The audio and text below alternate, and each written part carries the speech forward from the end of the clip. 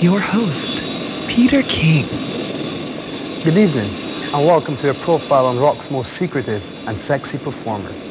Minneapolis, Minnesota was put on the entertainment map with the discovery of a boy genius by the name of Prince Rogers Nelson. Come with us as we board Prince International for an express journey through his life and career. Good evening. This is your pilot, Prince speaking. You are flying aboard the Seduction 747. We'll be right back with sexuality and controversy on board the Seduction 747. Once again, ladies and gentlemen, here is our host for this journey, Peter King. Prince taught himself to play the piano as a child. He was good in school, well-behaved and clean. He never smoked or drank, but was known as a recluse and introvert, even at that age. Today, he's considered one of the shyest entertainers to come under public scrutiny. He refuses to give interviews, explaining that anything he might have to say is in his music. Music that breaks down barriers among soul, funk, and rock. Here is Prince with Sexuality. It was clear by this time that Prince wasn't afraid to write about subjects normally forbidden, nor was he shy on stage. His performances were known to be very sexual and teasing, with Prince sometimes dressed in nothing but boots and black lace underwear. Radio stations everywhere were banning his material.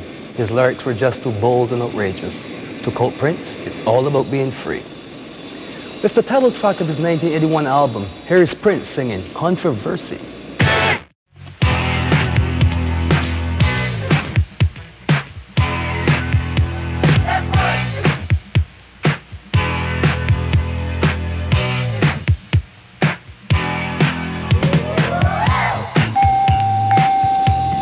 Your seatbelt light is now off. Sit back and relax. We'll be right back.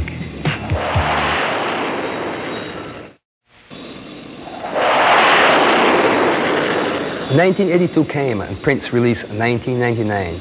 It became a monster seller and Prince became a household name.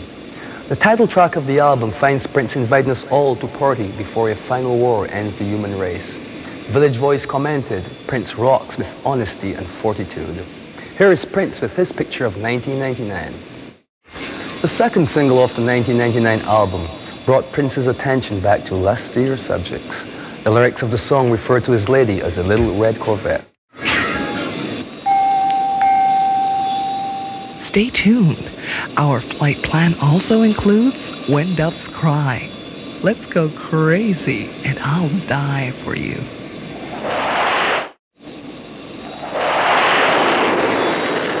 As a teenager, Prince's dream was to do movies, produce other groups, and be number one. His dream is now a reality. His proteges, The Time, Vanity, Apollonia 6, and Sheila E. all have hits on the charts. And during the summer of '84, Prince established himself as one of the superstars of the music industry with a number one single, a number one album, a number one video, and one of the hottest movies of the year. From Purple Rain, here is When Doves Cry. We took our cameras to the public, and here's what they had to say about Prince. I think he's a great entertainer. I think he was very good in his movie. He's a good actor. I think he's super. He's dynamic, he's young, he's affluent. When he performs, he puts his soul into it. I think he's great, and he's so crazy that it keeps everybody dancing. When he performs, you have no choice but to be totally involved in his music. He's so crazy, I love him. I think he's great. My kids and I really love him. Prince is an outrageous performer, and I love his music. We love it!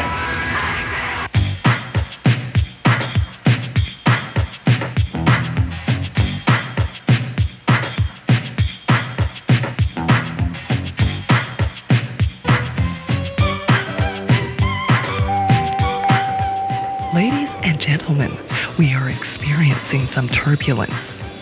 Please remain seated and fasten your seatbelts until we return.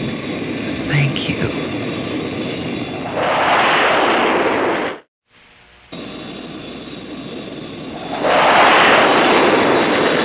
As with his previous 5 albums, Prince produced, arranged, and composed the entire body of Purple Rain. The movie itself was conceived by Prince, based on notes from a purple notebook he's carried from concert to concert. His passion for purple has not been exaggerated. His motorcycle, his 2-story 4-bedroom house, and the BMW he gave his father are all purple. The second single from Purple Rain was as successful as the first, racing to the top of the charts within weeks of its release. Let's Go Crazy with Prince. On January 28, 1985, Prince became the first artist to be nominated for a total of 10 American Music Awards, 3 of which he won.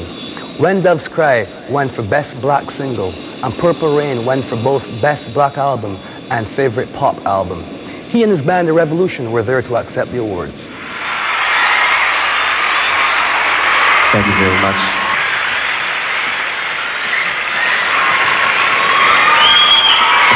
On behalf of Prince and the Revolution, we would like to thank you for believing and sharing with us.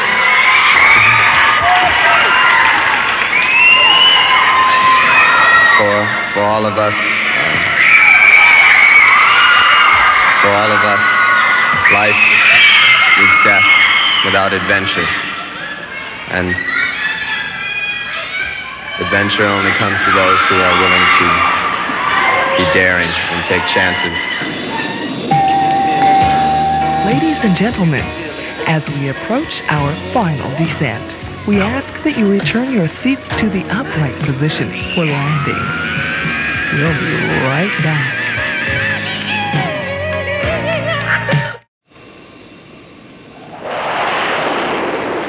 When the excitement over the Purple Rain album seemed to die down, Prince released another blockbuster hit that immediately caught the public's attention.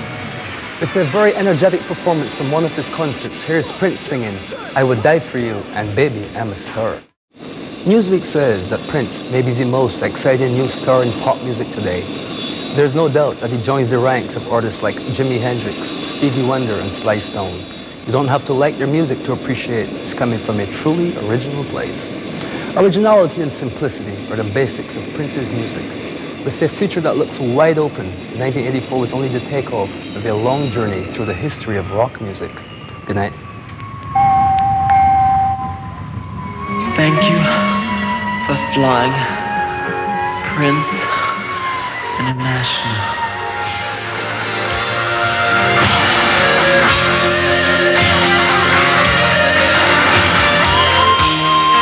America's favorite surfer girl and surfer boy, Gidget and Moondoggie, are back together again in Gidget's Summer Reunion.